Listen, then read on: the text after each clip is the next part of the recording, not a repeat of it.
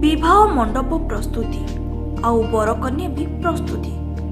विवाह पाई आपणार बंधुठारु बांधव और आत्मीय सृजन उपस्थित अछंती। आउ ब्राह्मण मंत्र पाठ करी नववधू को आशीर्वाद करुछंती। आउ जेउथि पाई आनंदर माहौल सृष्टि होईची। तेबे विवाह बेले अनर्थर खबर आसुची।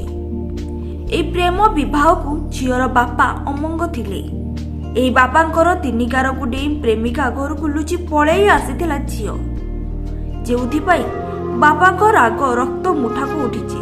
आउ झील को जीवंता स्मृति होईछि। टिके नजर पकांतु ए दृश्य उपरे।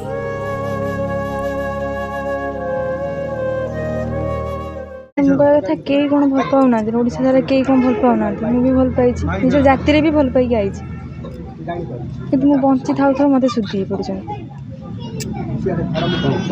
मो बापा माँ किसी भी दोष ना कहीं से राज्य अच्छा मुझे खुशी भी अच्छी से राज्य अच्छा किंतु दादा देजे एमाने बाध्य करी मारी गाड़ी करी बाध्य शुद्धि क्रिया कर जा मो सह सब भूल है। तेबे यह शुणिला परे बुझी सारिथिबे एभली घटना घटिछि केन्द्रापड़ा जिला आली अंचल रे। गोटिए पटे झीओटीए बाहावेदी रे बसिछंती, आउ गोटिए पटे सेही झीओर शुद्धिक्रिया करुछंती माँ बापा। विवाह वेदीरु श्राद्ध हेउथुबा स्थलर दूरता मात्र 200 मीटर। गोटिए पटे शुभ मनासी मंत्र पाठ करा जाउछि, आउ गोटिए पटे आत्मार शांति पाई पूजा पाठ करा जाइछि। काहेकि एमिति करुछंती जन्म देइथिबा बापा माँ और परिवार लोक तार कारण जानिले आश्चर्य होइथिबे।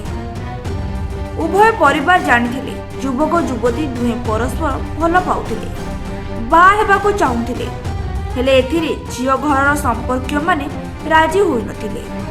परिवार लोकंक बारण परे युवकंक पाखकु चली जाइथिले, जाहाकु नै उभय परिवार मध्यरे विवाद सृष्टि होइथिला। आउ ए विवाद भितरे प्रेमी जुगलंक बाहागर होइथिला। विवाह परे झियो घर लोक तार शुद्धि क्रिया करि देइछंती। बंची थाउ थाउ निज जन्म कला झियो बा होई जिबा परे झियो घरर लोक आत्मार सद्गति कामना करि शुद्धि करि देइछंती, जाहाकु नै केन्द्रापड़ा जिल्ला चर्चा सृष्टि करिछि। Bureau report, Kalinga news.